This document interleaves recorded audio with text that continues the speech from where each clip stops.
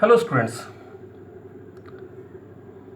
we have been discussing the various chapters of class 11 and 12 biology, but it is essential to know the basic facts also. So, keeping this in mind, I have decided to make videos on class 9 and 10 biology also. So, keeping in tune, today I am going to start cell, the chapter cell, which is the fundamental unit of life. So what is the definition of cell? If you want to define cell, what is the definition of cell? A cell is the basic, a structural and functional unit of life or unit of all living organisms. It is the basic structural and function unit of life, or it is the basic structure and function unit of all living organisms. What are the characteristics?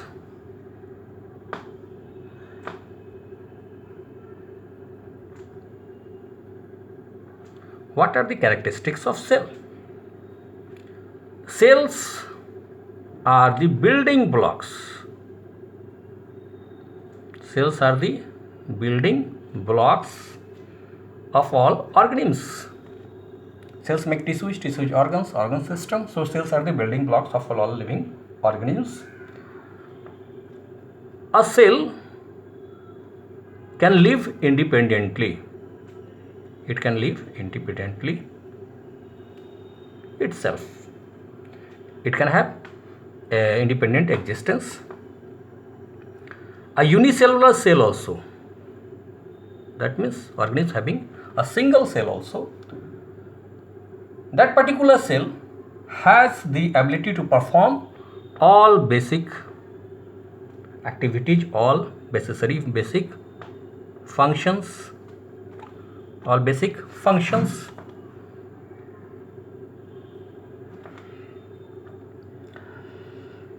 A group of cells,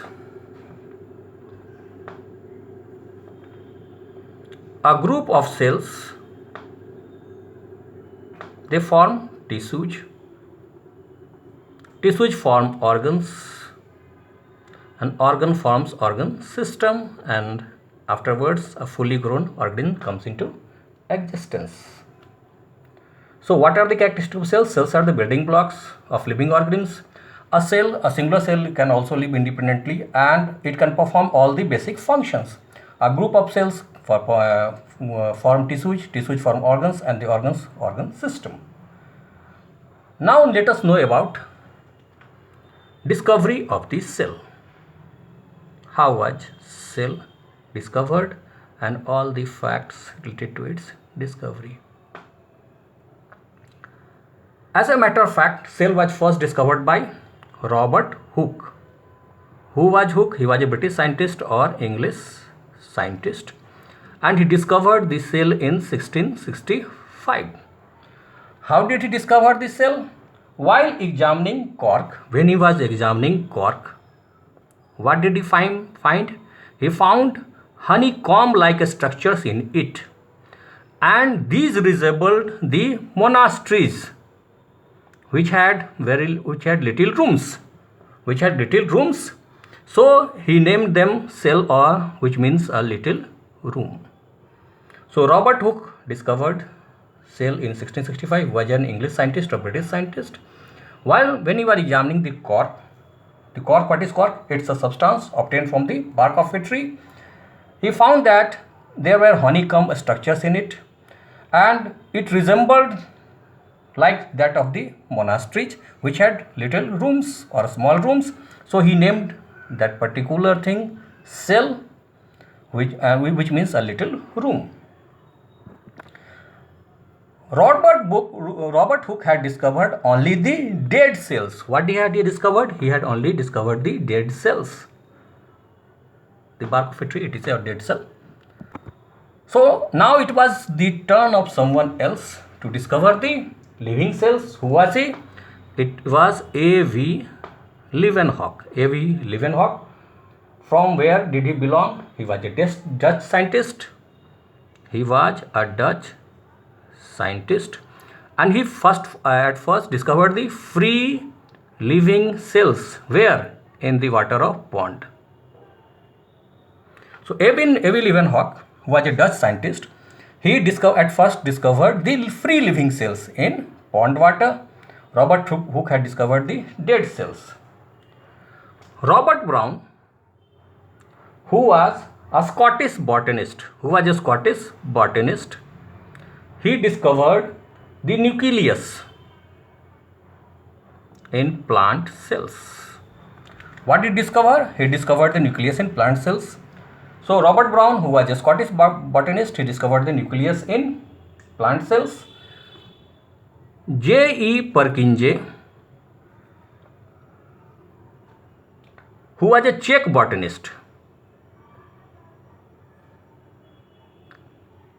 he named the living substance or living fluid substance, you can say living fluid substance, protoplasm.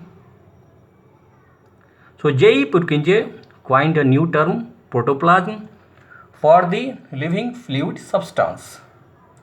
So Robert Hooke had discovered the cells in 1665. A.V. Leeuwenhoek in 1674. He discovered free living cells for the first time in pond water. Robert Brown in 1831, he discovered the nucleus, and J.E. Purkinje in 1839 coined the term protoplasm for the living fluid substance found inside the cell. So that was discovery of cell for you. Now let's start with another topic. Difference between unicellular organisms and multicellular organisms. What is the basic difference between them? As we all know, it is composed of a single cell or one cell, and it is composed of many cells. All activities are performed by the single cell. Here we have various specialized cells for performing various activities. So here we have various specialized cells for performing various type of activities. So as it is a single cell only, so there is no division of labor. Everything has to be done by that single cell. But here we have specialized cells for performing various activities. So there is division of. There is no division of labor. There is division of labor. Lifespan here of an individual is short. Here the lifespan is long. The examples are amoeba,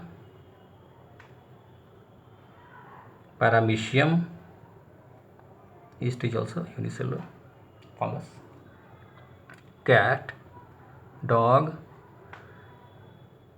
human beings, etc.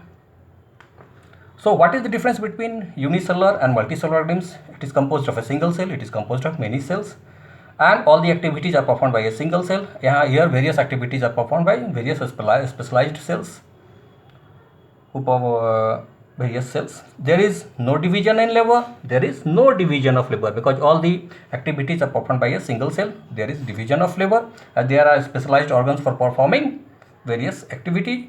The lifespan is short here of unicellular organisms. The lifespan of multicellular organisms are long. The examples are amoeba, paramecium. The example is human being, cats, dogs, etc. Cats, dogs, human beings, etc. So that's all for today. Keep on watching my videos and do like them and subscribe them, and don't forget to subscribe my channel if you haven't done so.